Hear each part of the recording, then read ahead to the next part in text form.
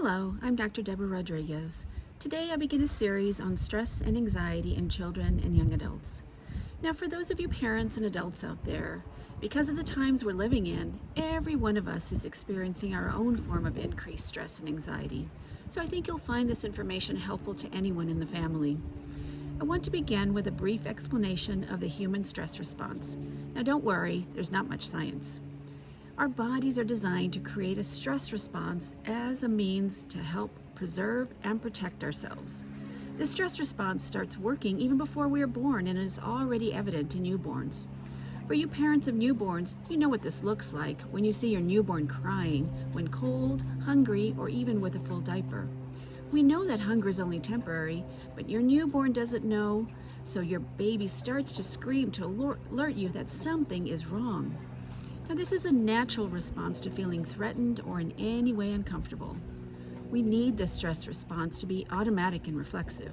After all, if I'm in danger or threatened, I don't want to have to stop and think and plan on how I'm to respond.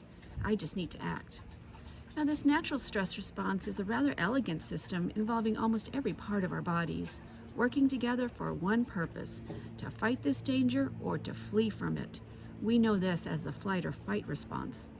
Now, this response starts in one of the oldest parts of our brains called the amygdala. The amygdala is a warning system or alarm system for our brains. When we sense danger or threat, the amygdala starts to send automatic signals to initiate the stress response. Now, while it is good that we have this automatic alarm system to start the process of fight or flight, it is not healthy for us to have this alarm system constantly firing. For our children, we want them to react quickly, for example, if they come near a busy street or sense danger from a stranger. For us adults, we need to react quickly and be super alert and focused when we are driving in rush hour traffic or about to give a big presentation at work.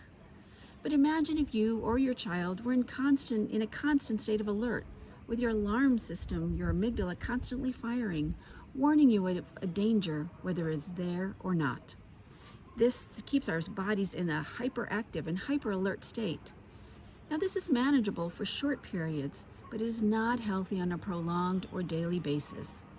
If we do not quiet or calm the amygdala when there is no real need to fight or flee, our bodies will start to show the effects of constant stress. Our children, and we adults, may start to have trouble sleeping, trouble eating. We either eat too much or too little. We may become irritable or angry.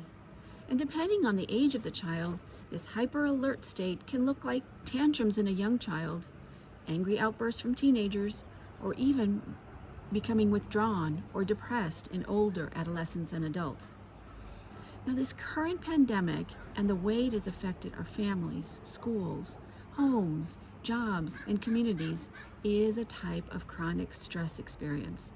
So some of us, our children, our family members, right now may be acting and reacting because our amygdalas are constantly activated. So every day, whether we are in a pandemic or not, we must do things to help diffuse or calm our amygdalas and quiet the response from our bodies. Some ways to do this: first, turn off media, if not all day, at least for extended periods of media rest in the home. Also, engaging in daily vigorous exercise, such as running, walking, dancing, or active stretching. Other ways to help calm the amygdala are breathing exercises, deep cleansing breaths with deep inhalations and long exhalations. Other quieter activities are art projects, journaling, meditation activities, or prayer activities. And finally, connection with another person through conversation, family games, reading books together, singing songs, or spending time outdoors. I will provide other resources on our Facebook page and website that discuss ways to manage stress and anxiety symptoms.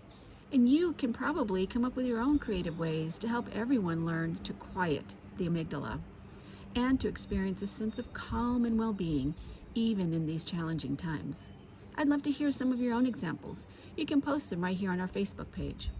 Thank you for spending time together. Until next time, remember, you're not alone, and we at Pediatrics Northwest are here for you. Take care of yourselves and take care of your children and take care of yourselves.